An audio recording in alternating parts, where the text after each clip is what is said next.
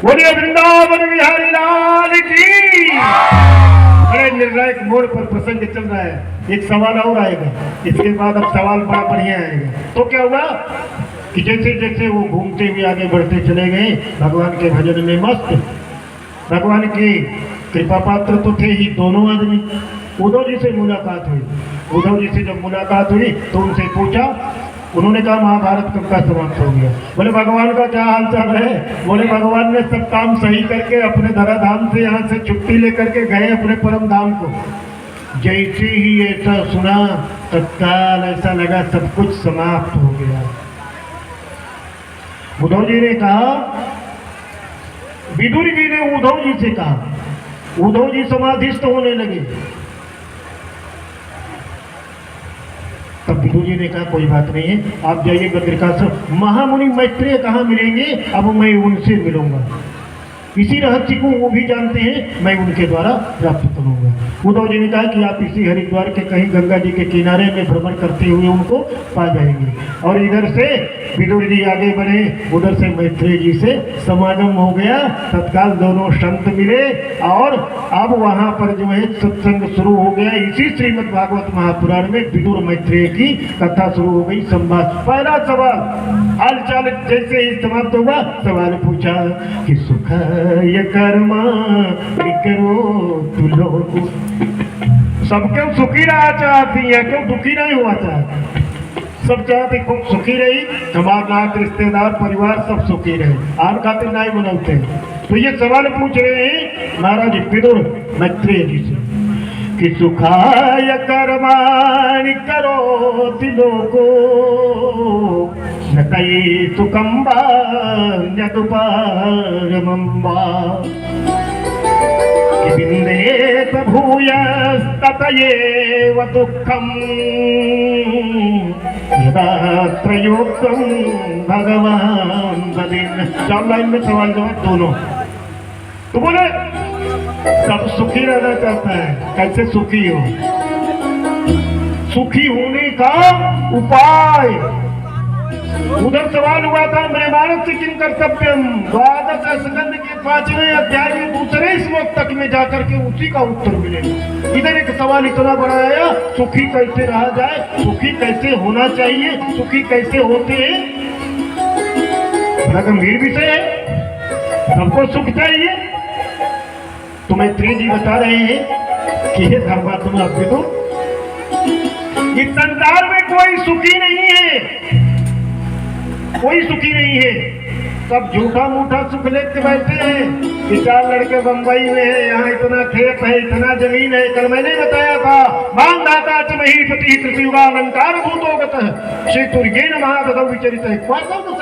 किसी के साथ ये जमीन जायदाद जाता है क्या? बिल्कुल नहीं जाता है। तो अब सुख के विषय में जब बात हुई तो उन्होंने कहा कि हे धर्मात्मा आप सब चीज जानते हो, सुख के लिए ही महाभारत हुआ। वो लोग चाहते थे कि हम लोग ज्यादा सुखी रहे, वो लोग चाहते थे कि हम लोग भी सुखी होने के लिए अपना उपक्रम करें, लड़ाई झगड़ा करके कैसे भी अपना हिस्सा लें। तो जो जितना सुख चाहता है एव दुखम यदत्र, उतना वो दलदल में फंसता चला जाता है। 1 बीघा खरीदोगे तो 2 बीघा का याद आएगा, चलो 2 बीघा और ले लो। बढ़िया वाली गाड़ी रहेगी, उसको भी बेच करके सोचोगे और बढ़िया वाली गाड़ी ले लो। घर का तल्ला है तो सोचेंगे कि 2 तल्ला बन जाए। तो हे धर्मात्मा विदुर, इस संसार में मृत्यु लोक में जो आदमी जितना सुख ढूंढता है उतना ही दलदल में फंसता चला जाता है और एक दिन नरक को प्राप्त करता है। कोई सुखी नहीं है, कोई तन दुखी, कोई मन दुखी, कोई धन बिनु रहत उदास, थोड़ा थोड़ा सब दुखी पर सुखी राम के दास। बताया कि अगर आप अपने स्वरूप को जान लीजिए, एको देव सर्वभूतेषु गुणः सर्वव्यापी सर्वभूतांतरात्मा कि त्वरयंत जीवय विनाति त्वरयंत जीव मन सहज दुख राधे।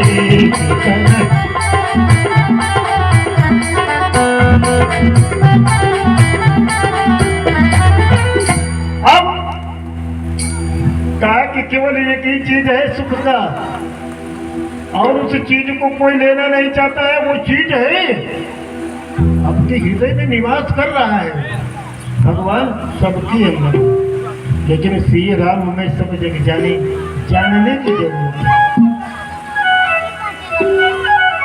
तो उन्होंने कहा कि ऐसा है, ईश्वर अंश जीव है विनाशी, ये जो जीव है यही परमात्मा का अंश है। और ये जब इस तरह से भगवान का स्तवन करेगा, वर्णन करेगा, कृपा पात्र बनेगा, तभी सुखी हो सकता है। तब सृष्टि के वर्णन की चर्चा शुरू हुई।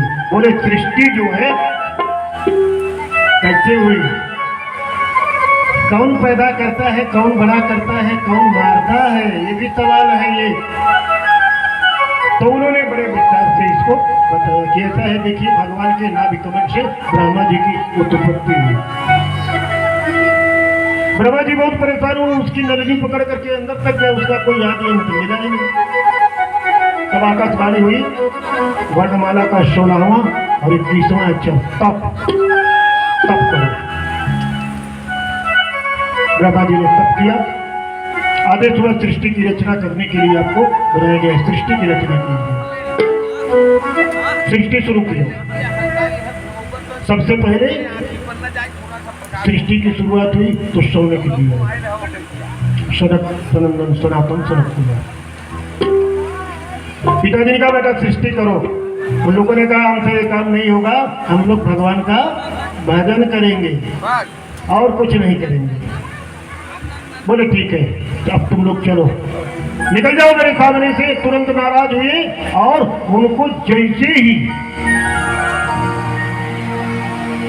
याद किया कि अब जरूरत है, सृष्टि को करने का आदेश मिला है, तो जैसे ही क्रोध किया, भृगुटी का भेदन करके भगवान भोलेनाथ आ गए।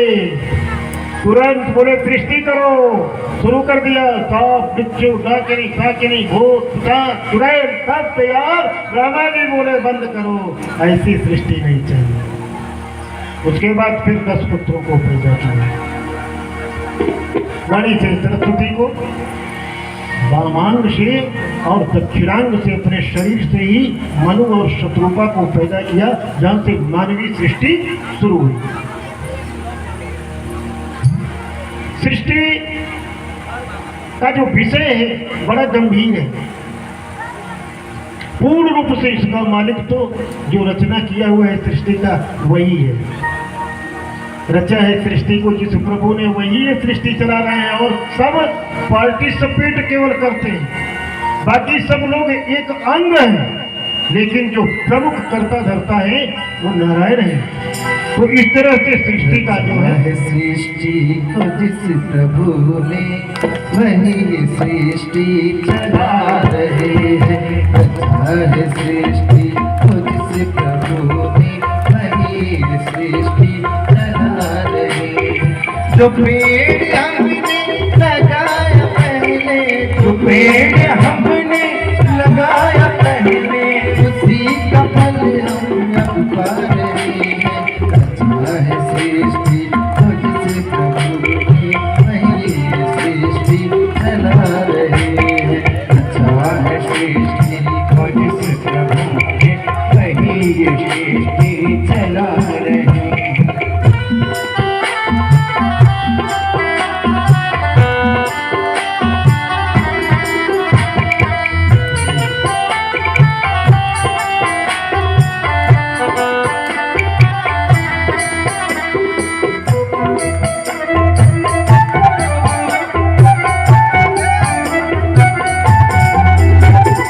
इसी धरा से शरीर पाए, इसी धरा से शरीर पाए, इसी धरा में फिर सब समाए, इसी धरा में फिर सब समाए। सत्य नियम यही धरा का है, सत्य नियम यही धरा का। एक आ रहे हैं, एक जा रहे हैं। रचा है सृष्टि को जिस प्रभु ने, वही सृष्टि चला रहे हैं। रचा है सृष्टि को जिस प्रभु ने, वही सृष्टि चला रहे हैं।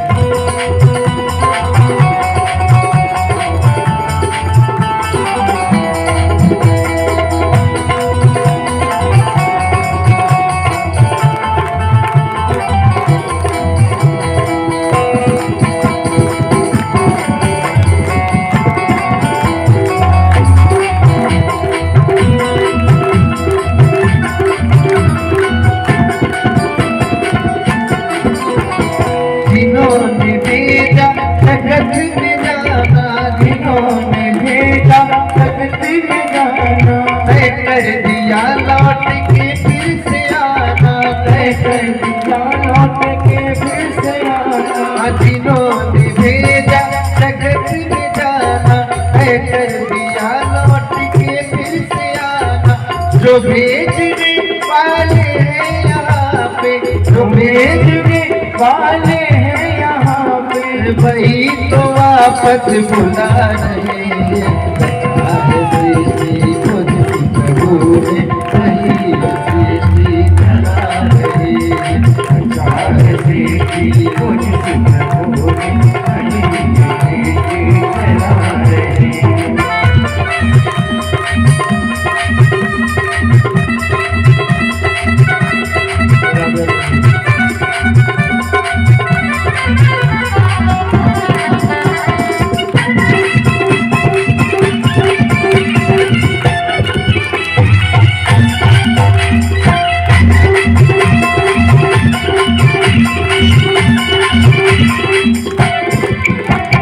बैठे हैं जो धान की बालियों पे, बैठे हैं जो धान की बालियों में, समाए हैं मेहंदी की लालियों पे, समाए हैं मेहंदी की लालियों में। हर डाल है पत्ते में समा कर, हर डाल है पत्ते में समा, गुल रंग बिरंगे खिला रहे हैं। सृष्टि प्रभु ने वही सृष्टि चला रहे हैं। सृष्टि खुद प्रभु ने वही सृष्टि चला रहे हैं। जो पेड़ हमने लगाया पहले, जो पेड़ हमने लगाया पहले, उसी का फल हम अब पा रहे हैं। सृष्टि खुद प्रभु ने वही सृष्टि चला रहे हैं। सृष्टि खुद प्रभु ने वही सृष्टि चला रहे हैं। वही सृष्टि चला रहे हैं। वही सृष्टि चला रहे हैं। बड़े वृंदावन बिहारी लाल की जय। तो सृष्टि का वर्णन शुरू हो गया। मनुष्य रूपा से सृष्टि शुरू हुई। आकृति, देवहूति, प्रसूति, 3 कन्या और उत्तान काल और प्रियव्रत 2 पुत्र। यहाँ की सृष्टि का विस्तार शुरू हुआ। मनु महाराज आए विधाता के पास, बोले सृष्टि की रचना कहाँ करूं? धरती को हिरणाक्ष उठा ले गया है। हिरणाक्ष नामक राक्षस धरती को ही ले गया। बोले कब? बोले कोई बात नहीं, मैं जानता हूं। विदुर जी ने तुरंत मैत्रेय जी से सवाल किया कि ये हिरणाक्ष कौन है? तब उन्होंने बताया कि एक समय की बात बताता हूं, समय बड़ा बर्बाद होता है। कश्यप ऋषि की जो दिति नामक पत्नी थी, दिति, अदिति, सुरसा, कद्रु, बंदा, कई पत्नियां थी। तो जो दिति नामक पत्नी थी वो दैत्यों की मां थी। एक बार शाम का समय था और माता दिति ने कश्यप ऋषि से रति याचना किया। कश्यप जी ने बहुत मना किया, लेकिन होनहार ऐसा ही था, माता मानी नहीं। उन्होंने समझाया कि ये घोर तमा बेला, ये जो गोधूली का समय है, भगवान भोलेनाथ अपने गणों के साथ विचरण करते हैं। इस समय में ये सब कार्य नहीं होता है देवी। लेकिन माता का काम जब शांत नहीं हुआ तो ऋषिवर ने उनका मनोरथ पूर्ण किया। और जब पूर्ण किया तो उनके गर्भ में 2 बालक आए। वो कौन? हिरणाक्ष और हिरण्याकश्यप। दिति को बड़ा पश्चाताप हुआ कि बहुत बड़ी गलती हुई और 100 वर्ष तक उन लड़कों को अपने गर्भ में रखा, पैदा ही नहीं होने दिया। ये सतियों का चरित्र है। 100 साल तक उनको अपने गर्भ में रखा। 100 साल के बाद इतना बड़ा तेज निकलने लगा कि पूरा संसार जलने लगा। भगवान ने कहा कोई बात नहीं है, डरने की जरूरत नहीं है। एक बार की बात है, सौनक जी गए थे नारायण से मिलने के लिए। तो वहां पर जब गए तो जय विजय नामक दो वीर वहां पर जो है द्वारपाल थे, उन्होंने रोक दिया भगवान के द्वार पर। यहाँ गांव का प्रधान हो जाता है तो टेढ़ा होकर चलने लगता है आदमी, तो नारायण के द्वारपाल थे, वही गेट पे रोक दिया, बोला अंदर प्रवेश नहीं होगा अभी, और उन्होंने श्राप दे दिया। तो उन्होंने कहा कि एतौ तौ पार्षदो मह्यम जयो विजयेव च कदर्थी कृतमायद्धो भवतामपि क्रमम। जय विजय नामक मेरे पार्षद थे और इन्होंने जो है रोक दिया रास्ता किसका, शौनक ऋषि का। ये चारों भाई गए थे नारायण से मिलने के लिए, और जब रोक दिया तो उन्होंने श्राप दे दिया, बोला जाओ तुम लोग राक्षस हो जाओगे, दैत्य। नारायण को पता चला, आए और उन्होंने कहा भी कि हमारे ही द्वारपाल हैं, गलती तो हमारी भी है, लेकिन आप लोगों ने जो किया वो बहुत बढ़िया किया, ये लोग इसी के पात्र थे। तो वही दोनों जय विजय आकर के माँ दीदी के गर्भ में है इस समय पर। अब वो लोग पैदा होंगे और उनका जो है मैं ही अंत करूंगा। और इधर क्या हुआ, कालांतर में दोनों पुत्र पैदा हुए 100 वर्षों के बाद दीदी मैया के गर्भ से। कि दिवेश सोहेम किरीट कोटि भी, पैदा होते ही पर्वताकार शरीर, और तुरंत जो ही मुकुट पहना तो लगा स्वर्ग को छू लेगा, बोला दिग्विजय करूंगा, स्वर्ग पर आक्रमण कर दिया, स्वर्ग पूरा खाली हो गया।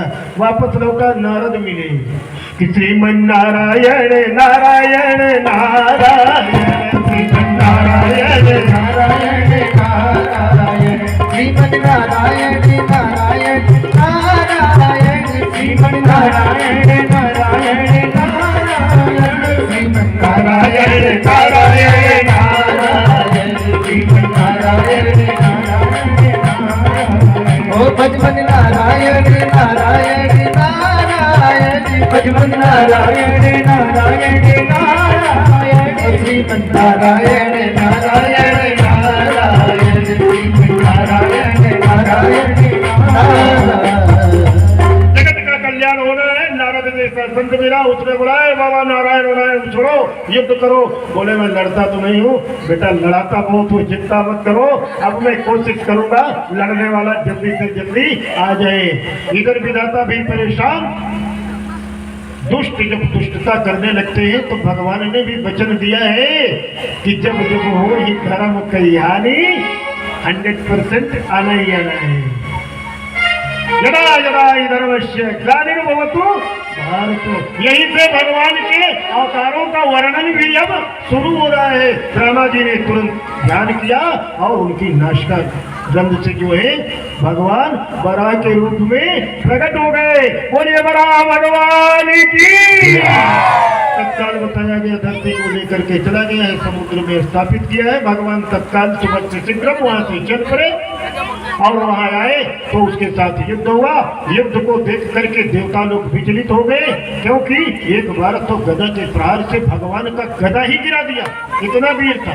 देवता घबरा गए। भगवान भी सोचे कि इन लोगों को हमारे साहस और पराक्रम पर लगता है शंका है। देवताओं ने कहा प्रभु असुरों का जो है शाम को बल 2 गुना हो जाता है, दिन डूबने से पहले इसका वध करो।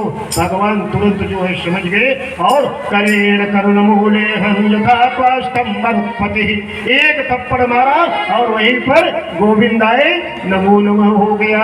अब देवता लोग पुष्प की वर्षा करने लगे कि यम योगिनो योग समाधिना रहो।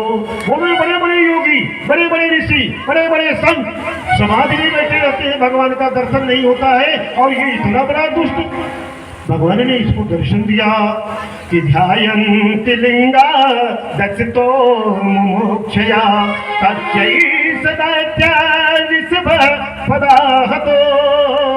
मुखं प्रपश्यन् तनुचोत्सार्जः। कितना भाग्यशाली है ये दैत्य, बड़े बड़े ऋषि मुनि संत सज्जन भगवान का दर्शन नहीं पाते और इसको दर्शन मिल गया। और यहाँ पे जो है अब दूसरी जो बेटी है देवहूति, उसका चरित्र आ गया कपिलोपाख्यान। देवहूति का जो है, जो मनु शत्रुपा के वंश में पहले बेटियों का ही चरित्र बताया गया है, बेटों का बाद में। तो देवहूति मैया जो है इतनी सौभाग्यशाली थी, कर्दम ऋषि के साथ उनका संबंध हुआ। और जब कर्दम ऋषि ने शादी किया था तो इस शर्त पे किया था कि ये कि जब संतान होगी तो मैं छोड़ करके चला जाऊंगा, जल्दी जल्दी थोड़ा पढ़ूंगा, मैं देख रहा हूँ, तो छोड़ करके चला जाऊंगा। लेकिन उस शर्त को मान लिया गया। माता जो है दुल्हन बन करके 16 श्रृंगार करके कुटिया में पहुंच गई। वहां जैसे ही गई तुरंत इन्होंने समाधि जमा दिया, काफी दिन तक खुली नहीं समाधि। माता जी ने पूरा श्रृंगार उतार के रख दिया, पति की सेवा में लग गई। कालांतर में काफी समय बीता, जब कर्दम ऋषि की आंख खुली तब उन्होंने देखा कि ये सेवा कर रही है। याद आया कि मेरी शादी हो गई है, शादी करके आया हूँ। बड़े प्रसन्न हुए कि तुष्टो हम दाया, बड़ा प्रसन्न हूँ। मानवी का क्यों? मनु शत्रुपा की बेटी थी इसलिए उसको मानवी का। और चित्रोसया परमया परया च भक्त्या यो देहि नाम यमति वचित देवो नावोचित समुचित शपित मरथे। कर्दम जी बोले, हे मनुपुत्री, मैं तो भूल ही गया था, लेकिन आपने बहुत सेवा किया। बोलो आपका मनोरथ कैसे पूर्ण करूं, क्या चाहिए? तुरंत जो है माता जी ने कहा कि अब गृहस्थ में है तो एक संतान का सुख चाहिए। तब ऋषिवर ने कहा कि ठीक है, आप जो है जाकर के सरोवर में स्नान करके आइए। और ये तुरंत कामन विमान की रचना कर दिया, जो कामना से चलता था, जो केवल सोच लेते थे कि यहाँ से यहाँ जाना है, न डीजल न पेट्रोल, कोई चीज नहीं। कामन विमान बन करके खड़ा हो गया। आदेश दिया कि आप जाइए, वहां से स्नान करके आइए। तालाब में गई स्नान करने के लिए 10,000 कन्या प्रकट हो गई। पूरा श्रृंगार, साड़ी, कपड़ा, वस्त्र, आभूषण, तेल, अप्सन लेकर के माता जी को तैयार करके ले आकर के रथ में बैठाया। कालांतर में एक नहीं 9 बेटियां हो गई। महाराज कर्दम बोले, भगवान अब क्या करूं? मैंने कहा था एक चीज, जब एक संतान होगी तो घर छोड़ूंगा, यहाँ 9 संतान हो गई, अब हमको जाने दो। माता देवहूति ने कहा कि अगर आप चले जाएंगे तो इन लड़कियों की शादी कौन करेगा? भगवान वचन दिए थे कर्दम ऋषि को कि अगर आप शादी करोगे तो मैं पुत्र बन करके आऊंगा। उनको याद आ गया और तुरंत देवहूति को बताया कि मां खिलो राजपुत्री समात्मानम प्रत्यनिंदते कि भगवान से क्षरो गर्भम दूरातम प्रपच्यते। भगवान ने वचन दिया था कि शादी करोगे तो मैं आपका पुत्र बन करके पैदा होगा। इस बार आपके गर्भ में नारायण आएंगे। अब तुम माता है और प्रसन्न। जिसका बेटा IAS PCS हो जाता है उसकी माँ इतनी प्रसन्न होती है, जिस माँ को एक पता चल जाए कि नारायण मेरे गर्भ में। कौशल्या ने कहा था कि ब्रह्मांड निकाया निर्मित माया रोम रोम प्रतिवेद है। जिसके हृदय में पूरा ब्रह्मांड समाहित होता है वो ब्रह्मांडाधिपति जगत नियंता मेरे गर्भ में कैसे आए? तो आज बड़ी प्रसन्न हुई और इस बार कपिल देव भगवान गर्भ में आए। जब गर्भ में आए कालांतर में कपिल देव भगवान प्राकट्य हुआ। बोलिए कपिल भगवान की। तो हो गया गिनते रहना। तो कपिल देव भगवान जब पैदा हुए तो विधाता आए दर्शन करने के लिए, ब्रह्मा जी, और उनके पास 9 पुत्र थे। तो ऋषि ने कहा कि ब्रह्मदेव मेरे पास 9 लड़की है, आपके पास 9 लड़के हैं, अगर इनकी शादी हो जाए तो कितना अच्छा है। ब्रह्मा जी बड़े प्रसन्न हुए, सृष्टि को बढ़ाना चाहते ही थे। सुबह से शीघ्र सबकी शादी हो गई। अब कर्दम ऋषि जो है बोले कि अब नहीं रुकूंगा, अब हमको विराज्य में जाने दो। देखिए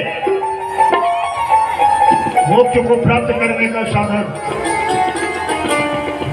जिनके समधी ब्रह्मा विष्णु भगवान जिनका पुत्र कपिल के रूप में पैदा हुए, 9 सतियों का बाप, देवहूति जैसी धर्मात्मा पत्नी, एक हंसता खेलता परिवार छोड़ करके आज कर्दम ऋषि वैराग्य को चले गए। क्यों?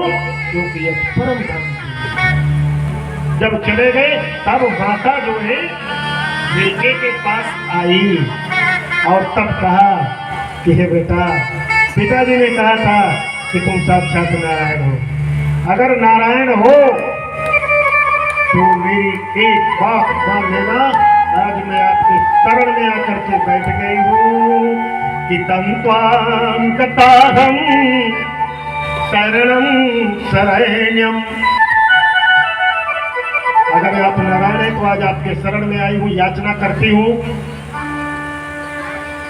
कि स्वभीत्य संसार तरो कुठारम, कि जिज्ञासयाहं प्रकृति पुरुष नमामि सद्धर्म विदाम वरिष्ठम, कि आप सबसे बड़े हैं प्रकृति और पुरुष के ऊपर जो एक पराशक्ति है, आप वो हैं। आपके पिताजी ने हमसे बताया था। और बेटा अगर ये सत्य है तो मैं जो ज्ञान रूपी मेरा जो ये वृक्ष है, शरीर है, इसको ज्ञान रूपी तलवार से आज काट करके खत्म करो। पिताजी तो चले गए लेकिन अब मैं बची हूँ, मेरा भी मार्गदर्शन करो। भगवान बड़े प्रसन्न हुए और तुरंत कहा कि कोई बात नहीं है माताजी, आप जो है मेरे शरण में आ गई है, आपका मैं जरूर मार्गदर्शन करूंगा। और आप निश्चिंत होकर के अब सुनिए मेरी बात को कि आपको करना क्या है कि गुणे सुसक्तम बंधाय रतम वा पुंक्ति मुक्ते। पहले जो है आपको ये जान लेना चाहिए कि आपके मन के अंदर जो चाबी है ना, ताला की चाबी क्लॉकवाइज एंटी क्लॉकवाइज होती है, एक तरफ खुलती है एक तरफ बंद होती है। अपनी चाबी अपने मन को पहले आप संतों के चरणों में समर्पित करो, सत्संग करो। मैया ने कहा संत कैसे होते हैं, बताया कि तितिक्षु है कारुणिका, तितिक्षु होना चाहिए, कारुणिक है, सुहित है, सर्वदेही नाम, अजात शत्रु है, शांता साधव है, साधु भूषण, बड़े सहनशील होना चाहिए, निरपेक्ष होना चाहिए, किसी से अपेक्षा नहीं करना चाहिए, लोगों के ऊपर दया करना चाहिए, धर्म के रास्ते पर चलना चाहिए, असत्य अन्याय अधर्म के विरुद्ध बात करना चाहिए। माता जी ने पूछा ठीक है। और उसके बाद फिर कपिल देव ने कहा कि सताम प्रसंगान मम वीर्य संविदो। हे भैया, जब संतों के पास जाओगी, सत्संग करोगी तो मेरे बारे में आपको पता चलेगा। जो सबरी को भगवान ने कहा था कि भवन्ति रसायना कथा, मेरी कथा के बारे में आपको पता चलेगा कि तज्जोषणादास्वपपार्जवात्मनि श्रद्धामतिर्भक्तिर्गमिष्यति। मैया ने तुरंत एक सवाल फिर कर दिया, बहुत सवाल जवाब है, 8 अध्याय में है ये। और उसी समय पर भगवान ने उनका मार्गदर्शन किया। माता हाथ जोड़ करके बैठ गई। कपिल देव ने 8 अध्याय में अपने माता जी का मार्गदर्शन किया और माता जी भगवान का चरित्र सुनते सुनते, दर्शन करते करते पानी बन करके पिघल करके जल में परिणित होकर के समुद्र में मिल गई। और भगवान कपिल देव वहां से उठ करके जा करके गंगा सागर में समाधिस्थ होकर के आज भी बैठे हुए हैं। आप लोग जाकर के उनसे मिल सकते हैं। तो इस तरह से अब देवहूति का भी कथा, तब प्रसूति का नंबर आएगा। प्रसूति, देवहूति, आकुति और प्रसूति। और प्रसूति उसके बाद उत्तानपाद और प्रियव्रत। भगवान कपिल देव ने माया का निरूपण किया, माता को अपने संतों का निरूपण किया, सज्जनों के बारे में बताया, ज्ञान के बारे में बताया, धर्म के बारे में बताया, अर्थ के बारे में बताया, मोक्ष के बारे में बताया। जीवन भगवान को प्राप्त कर नहीं सकते। एक बार पार्वती जी ने पूछा था भोलेनाथ से कि अगर भगवान का नाम लेकर के सब चले जाएंगे तो नरक में कौन रहेगा? कहा था कि उमादारो जो सिकती नाई सब ही नचावत राम दुताई।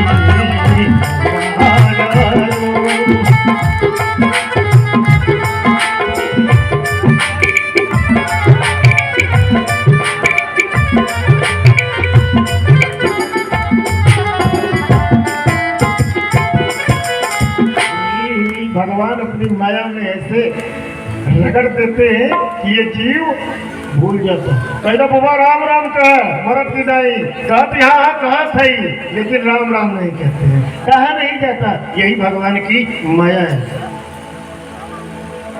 अब क्या हुआ, आगे मनोकन्याओं में वर्णन जब आया, आकुति का विवाह जो है वो प्रजापति के साथ हुआ, और प्रजापति का जब विवाह हुआ तो देव जी कहते हैं परीक्षित से कि मैत्रेय मुनि जो है विदुर को यह प्रसंग सुनाते हुए बोलते हैं कि देवहूति माँ की जो 9 बेटियां थी ना, 9 बेटों के साथ में शादी हुई थी ब्रह्मा जी के, उसमें अनुसुईया की शादी अत्रि के साथ में हुई थी।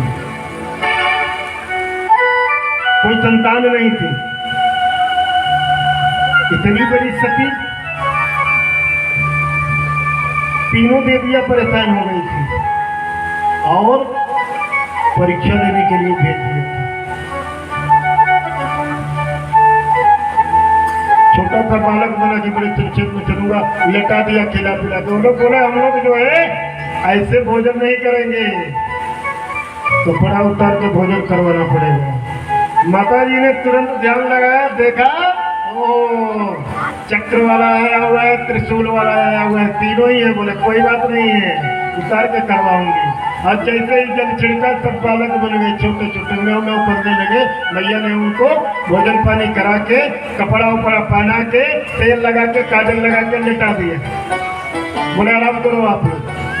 तब क्या हुआ, नारद जी के काफी दिन बीत गया कि श्रीमन नारायण नारायण नारायण, श्रीमन नारायण नारायण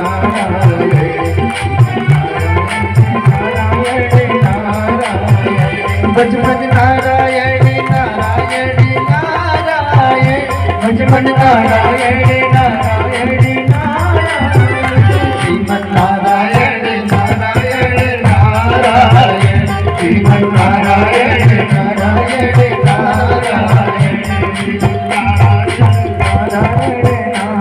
नारायण, जाकर के बताया कि मैया परेशान होने की जरूरत नहीं है, जल्दी से जल्दी जाओ चित्रकूट में एक बहुत बड़ी सती है, उससे मिलो। आई तीनों। अनसुईया ने कहा अपने अपने पति को पहचान लो, दे दो। तीनों को एक रूप, एक जैसा निपुरा, एक जैसा आँख, एक जैसा बाल, एक जैसे पहचान ही नहीं था। बाद में शरणागत हुई, तीनों को प्रकट किया। तब तीनों ने कहा वरम भूयात, वर मांग लो आप। तब उस सती ने कहा कि अभी तो आप लोगों को मैं मानस पुत्र बनाई थी, मेरे गर्भ में आप लोगों को आकर के अब पैदा होना पड़ेगा। ये है सतियों का चरित्र, ये है प्रकृति और पुरुष का वर्णन। ऐसे माना गया है कि प्रकृति बड़ी है और पुरुष छोटा है। भगवान को भी इस धरती पर आना है तो माँ चाहिए, इस धरती पर आना है तो पिता चाहिए, और जो माता पिता की सेवा करता है वही भगवान को प्राप्त कर सकता है, वही भक्त बन सकता है, उसी को यश कीर्ति मिल सकती है। धन सबको मिलेगा, लक्ष्मी पात्र सब रहेंगे, लेकिन माता पिता की जो सेवा करेगा वो पुरुषोत्तम बनेगा। हो कि प्रातः काल उठी फिर गुनाथा, बातु पिता गुरु ना वही माता। प्रातः काल उठे फिर गुनाथा, बातु पिता गुरु, बातु पिता गुरु ना वही माता। ऐसा पुत्र जो होगा वो प्रभु को प्राप्त करेगा। बनेगा। अब इन्होंने वरदान दिया और वरदान देने के बाद कि सोमोद्भूत कामरो से दत्तो विष्णुस्तु योगवित् दुर्वासा शंकराचांसो निगोधाम गिरिश प्रजा ब्रह्मा जी के अंश से चंद्रमा, शंकर जी के अंश से दुर्वासा और नारायण के अंश से दत्तात्रेय भगवान का जन्म हुआ। बोलिए दत्तात्रेय भगवान की जय हो। इस संसार में सबको गुरु बनाया था। दत्तात्रेय का उपदेश आएगा अंतिम दिवस की कथा में बड़े विस्तार से होगा। 24 गुरु बनाया, किसी को नहीं छोड़ा। बेच्चा को भी गुरु बनाया, कुमारी कन्या को भी गुरु बनाया, सांप को गुरु बनाया, चिड़िया को गुरु बनाया, धरती को गुरु बनाया, आसमान को गुरु बनाया। उस विषय पर नहीं चलेंगे, लास्ट दिन की कथा है। तो क्या हुआ कि भगवान जो है तीनों आकर के यहाँ पुत्र में हुए। पुत्र रूप में मैत्रेय जी कहते हैं कि हे विदुर, अब इसके बाद जो प्रसूति बेटी है दक्ष प्रजापति के साथ शादी हुई, 16 कन्या हुई, 13 कन्या धर्म के साथ शादी किया गया, जिसमें मूर्ति नाम की जो लड़की थी उसी से नर नारायण भगवान का प्राकट्य हुआ। बोलिए नर नारायण भगवान की। इसी कथा में भगवान के अवतारों का वर्णन भी चल रहा है, सृष्टि का भी वर्णन चल रहा है, मृगमानव से किम कर्तव्यम का सवाल जो है उसका जवाब भी चल रहा है, और सुखानी लोगों जो सवाल है सुखी कैसे होंगे उसका भी जवाब इसी कथाओं के माध्यम से आप लोगों के पास मिल गए। तब क्या हुआ, जो 3 कन्या बची, जो स्वाहा नामक थी उसको अग्नि से ब्याह कर दिया, और जो सुधा नामक थी पितरों से ब्याह कर दिया। एक छोटी सी बेटी थी जो उसको सती को भगवान भोलेनाथ के साथ, बोलिए महादेव की, शादी कर दिया। तब उन्होंने कहा कि सती को कोई संतान क्यों नहीं हुई, सवाल संतान क्यों नहीं हुआ। तब बताया कि एक बार की बात है, उनके पिताजी को दक्ष को जो है प्रजापति बना दिया। बोले तो प्रजापति बनो। प्रजापति बन गया तो बड़ा अहंकार हो गया उसको। जब अहंकार हो गया, एक स्वागत समारोह किया, उसमें ब्रह्मा विष्णु महेश सब आए और सब खड़े हो गए। ब्रह्मा विष्णु महेश तीनों खड़े नहीं हुए। तब उसको बड़ा क्रोध आया और उसने कहा कि श्रूयताम रामर्षयो में सहदेवा साग्नयः साधु राम ब्रुवतो वृत्तम नाज्ञानान् चमत्कारा अयं तु लोकपालानां, मैं लोकपाल हूँ बोला। और यशोभ्रो निरपत्रपः, निरपत्रप माने संस्कृत में निलज्ज होता है। बोला ये निलज्ज है शंकर, मैं इसका ससुर हूँ। ये खड़ा होकर के मेरा अभिवादन नहीं किया। यहीं से बात बिगड़ गई ससुर दमाद में। भगवान भोलेनाथ तो कुछ बोले नहीं, लेकिन वो फिर बोलता है कि गृहीत्वा मृगसावाख्यम पानी मरकटलोचन, कि मेरी जो लड़की है उसकी आंख मृग नहीं है। बहुत जल्दी 10 मिनट के बाद एक झांकी बड़ी अच्छी आएगी, उसके बाद आरती प्रसाद लेके आप लोग जाइए। मैं जानता हूँ कथा है आज सती चरित्र तक पहुँचना चाहिए, तो भगवान की कृपा से पहुँच जाएंगे ताकि कोई चीज छूटे नहीं पाए। बड़ा मजा आता है, तो जल्दी जल्दी इसीलिए चल रहा हूँ। बोला मेरी बेटी की आंख हिरणी की जैसी है। हिरणी की आंख बड़ी अच्छी मानी जाती है ना, कि हे खगमृग हे, सीता जी के लिए राम ने इस्तेमाल किया था ये सब। हे खगमृग हे मधुकर से तुम देखी सीता मृग नयन, खगमृग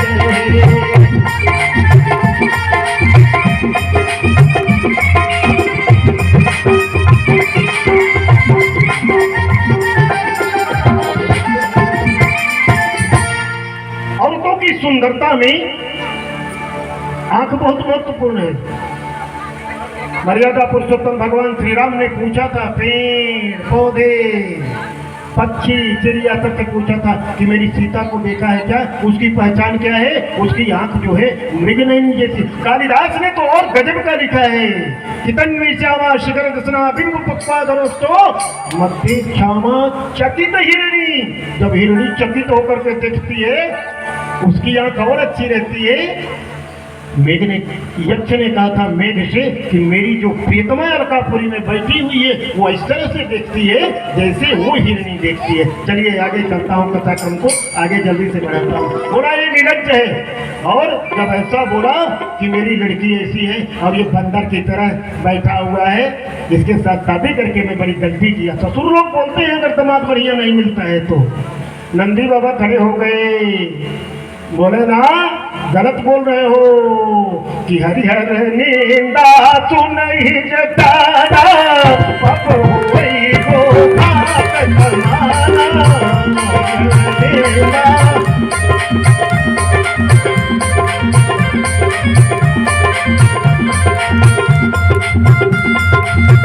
जल्दी जल्दी चलूंगा।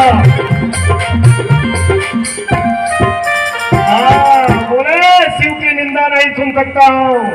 खबरदार, दक्ष अगर एक जबान आगे बोला तो ठीक नहीं होगा यार। दक्ष के भी तरफ से बहुत बड़े बड़े जोधा वीर संत सब बैठे हुए थे। भृगु महाराज यज्ञाचार्य थे, जिसको जो चाहते थे तुरंत मंत्र से बांध देते थे, मंत्र वाले थे उधर। भगवान भोलेनाथ ने कहा कोई बात नहीं है, तो शुभ बात की बात है, आपको ज्यादा परेशान होने की जरूरत नहीं है। देखो रही मन धागा प्रेम का मत तोड़ो चटकाए, टूटे से फिर ना जुड़े और जुड़े गांठ पड़ जाए। अब यहीं पे छोड़ करके भगवान भोलेनाथ बोले चलो ठीक नहीं है यार, यहाँ रुकना ठीक नहीं है, चलो हम लोग चलते हैं। सब लोग चले गए, लेकिन दुष्ट दुष्टता करता है। इस बार हरिद्वार के पास एक कनखल जगह है, वहां यज्ञ किया। कैलाश के पास, हिमालय के पास, बोला उधर चलो, उधर करता हूँ। और जब वहां गया यज्ञ किया तो स्वर्ग से विमान आ रहे हैं, पूरे देवी देवता उसमें बैठ करके, देवताओं की पत्नियां आ रही हैं। ऊपर से सती से पूछ रही हैं कि बहन तुम नहीं चलोगी क्या मायके? मायके का इतना ममत्व होता है माताओं को कि सती ने कहा चलूंगी, मैं थोड़ा काम करके तब चलूंगी, अभी भोलेनाथ खाली नहीं है। गई भोलेनाथ से पूछने के लिए कि प्रजापते ससुर से सांप्रतम। बड़ी विनम्रता में माताएं बात करती हैं, अपने मायके का कोई सवाल अगर आता है तो पति को मना लेती है 1 मिनट में। तो बोल रही है, निवेदन कर रही है कि प्रजापते से ससुराच सांप्रतम कि निर्यापितोया जमहो सवहतिरः कि वयांच तत्राभिसराम वामते यज्ञार्थितानि विमुधा भजन्ति। भोलेनाथ आपके ससुर प्रजापति ने कटखल में एक यज्ञ का आयोजन किया है। भोलेनाथ ने कहा निमंत्रण तो आया नहीं है। तब सती माता ने कहा कि पति के घर और पिता के घर बिना बुलाया जाना चाहिए। भगवान भोलेनाथ ने कहा नहीं, अभी हम लोग बहुत जल्दी वहां से लौट करके आए हैं, वहां बिना बुलाए नहीं जाएंगे और जाना उचित भी नहीं है, बिना बुलाए नहीं जाना चाहिए। माता ने जब जिद कर दिया, देखो जब माताएं जिद करती हैं तो पति लोग बोल देते हैं कि अच्छा कर, जो करना है कर लो, हमको पता नहीं है, ऐसा बोलते हैं लोग। भगवान ने कहा कि जैसी आपकी इच्छा हो वैसा करो। सती ने कहा कि हमारी सब बहन लोग आएंगे, बहनोई लोग आएंगे, सब भाई भतीजे आएंगे, उन लोगों से मेरी मुलाकात होगी। और सती को जब भोलेनाथ ने कहा जाओ, सती ने चल दिया। उसी समय भगवान भोलेनाथ ने नंदी जी को आदेश दिया दूतों को, इनके साथ में जाइए, आप लोग इनको सकुशल पहुंचा के आइए। ऐसा होना था, ऐसा ही विधि का विधान है। माता सती को भी ये शरीर त्यागना है, क्योंकि त्रेता में एक गलती हो गई थी। भगवान जब सीता को ढूंढ रहे थे, कुंभज ऋषि के आश्रम से भगवान भोलेनाथ कथा सुन करके निकल रहे थे, भगवान को प्रणाम किया था। तब सती ने कहा था कि सबसे बड़े तो आप हो। औरतें ये भी सोचती हैं कि हमारा पति सबसे बड़ा है, दूसरे का छोटा है, तो आप तो महादेव हो, आप किसको प्रणाम कर रहे हो? भगवान भोलेनाथ ने कहा कि हम अपने प्रभु को प्रणाम कर रहे हैं। बोला ये आपका प्रभु है, रो रहा है औरत के लिए? तब कहा था भगवान ने कि जाके परीक्षा ले लो। माता सती सीता बन के चली गई थी, यही चूक हुई थी। और भगवान भोलेनाथ ने किसी पति नमन माही यतन सती भेट बनाई।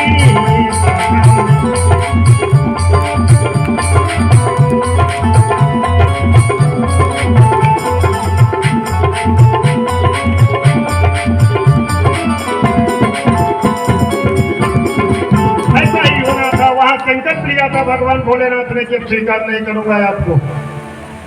और हिमालय और मैना देवी ने वरदान भी मांगा था कि देवी जो है हमारे यहाँ पैदा हो तो पार्वती के रूप में आना था उनको कि गंगा तरंग रमणी यजता चरासुम गौरी निरंतर विभूषित वाम भाग माना था गौरी को कहा पर्वतराज के यहाँ।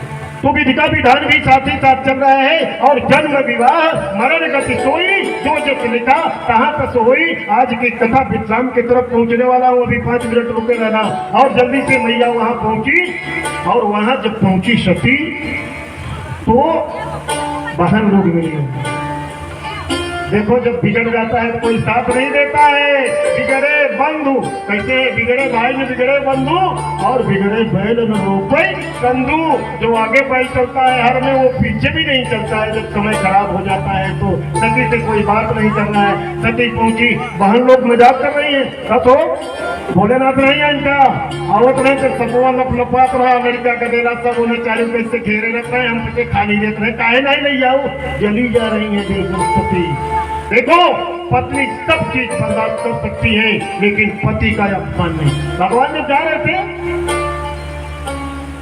मन को केवट को देने के लिए कुछ नहीं था। पिताजी के हाथ में एक मुदरी थी कि पिय पिय के ही जान निहारी हमारी मुदरी मन मुदित उतार बड़ी प्रसन्नता पूर्वक मुदरी उतार करके भगवान के हाथ में पकड़ा दिया कि केवट को दे दो नहीं तुम मांगेगा तो बेइज्जती हो जाएगी। पति की बेइज्जती बर्दाश्त नहीं कर सकती है। ऐसे ही वहां गई जब तो केवल माता मिली प्यार से कि सादर भले ही मिली एक माता मिली वो बहुत मुस्कुराता केवल बाई मिली गले से लगाया बिटिया बहुत बढ़िया करूँ बिने ढंग से आई हो। लेकिन बाकी बहन लोग जितने रिश्तेदार थे सब ताना मार रहे थे सती को। सती माता से मिली तुरंत यज्ञ स्थल पर निरीक्षण करने के लिए पहुंच गई क्योंकि विधि का विधान वही है, वहीं से प्रारंभ होना था। और जैसे वहां पहुंचती है कि अरुद्र भागम तव वेक्षाध्वरम के पित्राच देवे कृत हे नरम विभो अनादृतायाज्ञ सती सधीश्वरी चुकोपलोका निवधक्षति रुषा। इस तरह से वहां जब पहुंचती है तब देखती है कि शिव का स्थान नहीं है। वहां शिव माने कल्याण वहां स्थान नहीं है। तब बोलती है कि उत्पन्न विदम कलेवरम हे दक्ष ये जो तेरे द्वारा उत्पन्न है मेरी ये शरीर इसको मैं न धारी इसको धारण नहीं करूंगी। उत्पन्नमिदं कलेवरम न धारयिष्ये जगत्समोहाद्यदिको धमन्ततो जुगोपितस्योद्धरणं प्रचक्षते।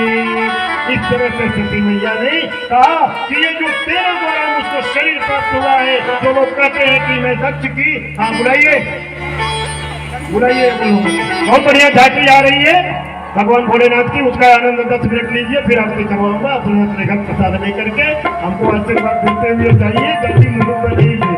तो बोल रहे हैं कि जगत जमोहाज होते कुंड में खत्म होकर के सती मैया खत्म हो गई थी। ऐसा क्यों नहीं है कामाग जी को पैदा किया तो पूरे शरीर से अग्नि उत्पन्न किया और तत्काल वही सर्जन करके अपना प्राण कर दिया। आज की कथा यही विश्राम करूंगा, कल यहीं से शुरुआत होगी। प्रसंग अभी महादेव जी शिव समान दाता नहीं विपद विदारण अब लजिया मोरी राखियो लजिया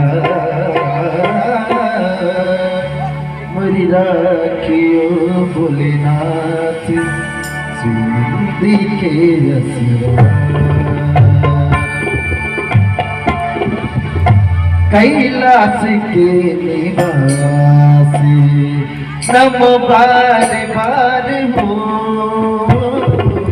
कैलाश के निवासी, नमो बार बार हो आयो शरण तिहारी, आयो शरण तिहारी, प्रभु तार तार हो कैलाश के निवासी, नमो बार बार हो आयो शरण तिहारी, आयो शरण तिहारी, प्रभु तार तार हो कैलाश के निवासी।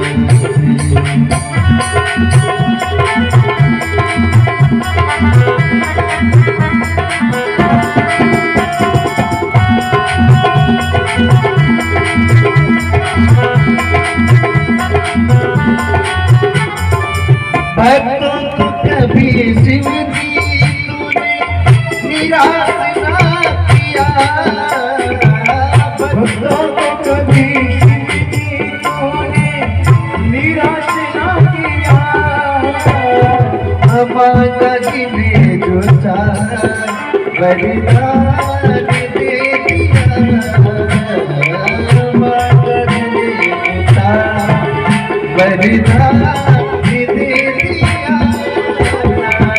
बड़ा है तेरा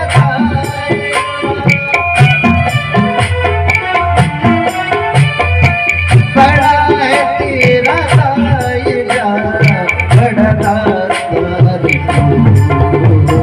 कैलाश के निवासी, नमो बार बार हो कैलाश के निवासी, नमो बार बार हो आयो शरण तिहारी, आयो शरण तिहारी, प्रभु तार तार हो कैलाश के निवासी, कैलाश के निवासी, कैलाश के निवासी।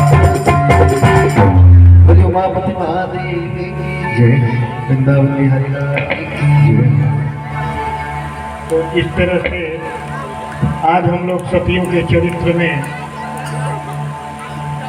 चल रहे हैं और कल जो है भक्तों का चरित्र है, ध्रुव, प्रहलाद, गजेंद्र मोक्ष, बड़े विस्तार से कल कथा होगी। मैं जरूर जानता हूँ थोड़ा सा विलम्ब हुआ है, कथा बहुत लंबी थी इसलिए थोड़ा सा टाइम लगाएगा, कोई बात नहीं है। अभी झांकी आ रही है, इसके बाद जो है आप लोग प्रसाद लेके फिर प्रसन्नता पूर्वक जाइए, मनन करते हुए भगवान को याद करते हुए जरूर मिलेंगे। हाँ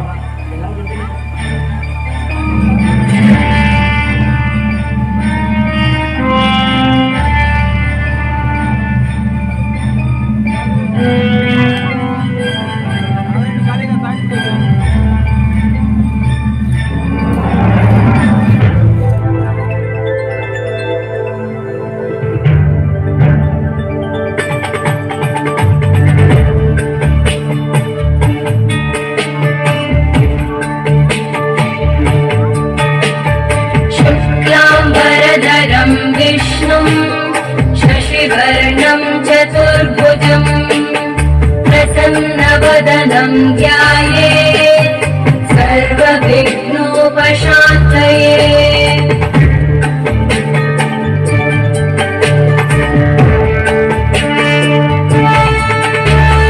शान्ताकारं भुजगशयनं पद्मनाभं सुरेशं विश्वाधारं गगनसदृशं मेघवर्णं शुभाङ्गं लक्ष्मीकान्तं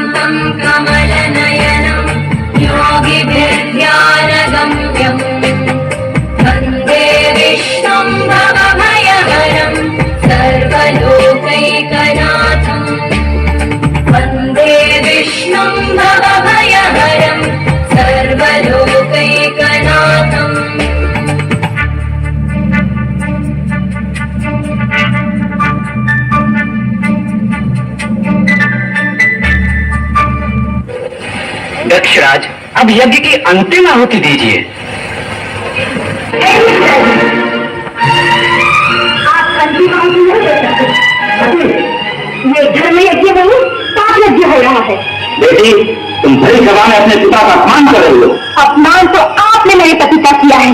लोक कल्याण करने वाले दया के सागर भगवान भोलेनाथ को न बुलाकर आपने ऐसा अनर्थ किया है जो पहले से भी भ्रमित है। चुप हो जा सके। अपने पति का अपमान देखकर मैं क्यों हो जाऊं? मैं पूछती हूँ इस यज्ञ में उन्हें क्यों नहीं बुलाया गया? क्या पूछिए, क्या अपराध था मेरे पति का? आप कलम चुप की है। रहने दो, उनका जिक्र करने दो। लक्ष्मी से पूछती हूँ,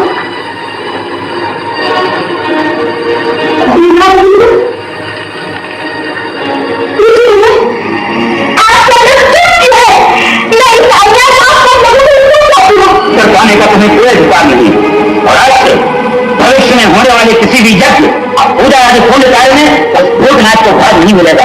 वो देवता नहीं, एक साधारण साधु है, पाखंडी है, ढोंगी है। भोलेनाथ, मैं क्या सुन रही हूँ? आपकी निंदा और मुझे दुखता है मुझे। हे सूर्यदेव, पृथ्वी, आकाश, दस दिशाओं, आप सब मेरे साक्षी रहना। जिस यज्ञ में मेरे पति को न बुलाकर उनका अपमान किया गया है, आज उसी यज्ञ की लपटों में मैं अपना जीवन त्याग करती हूँ।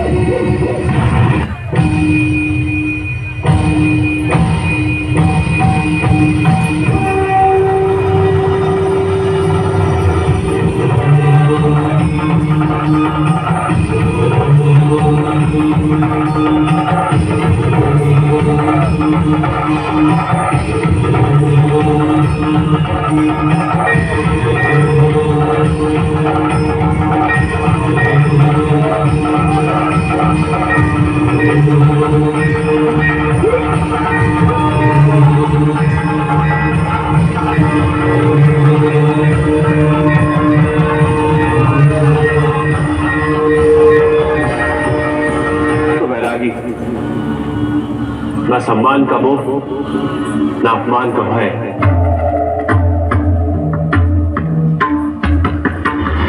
न शत्रु न मित्र,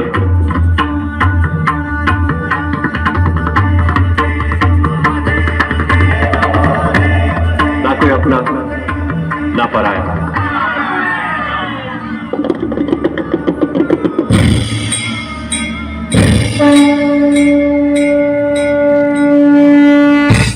पर जब कभी धर्म के नाम पे किए जाने वाला आडंबर पक्षपात का आधार बनेगा,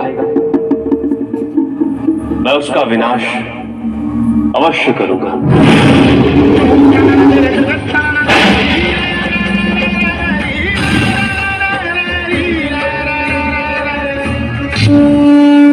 जोरदार तालियां होनी चाहिए।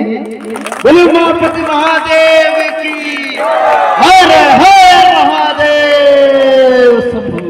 तुरंत आरती की तैयारी, तुरंत।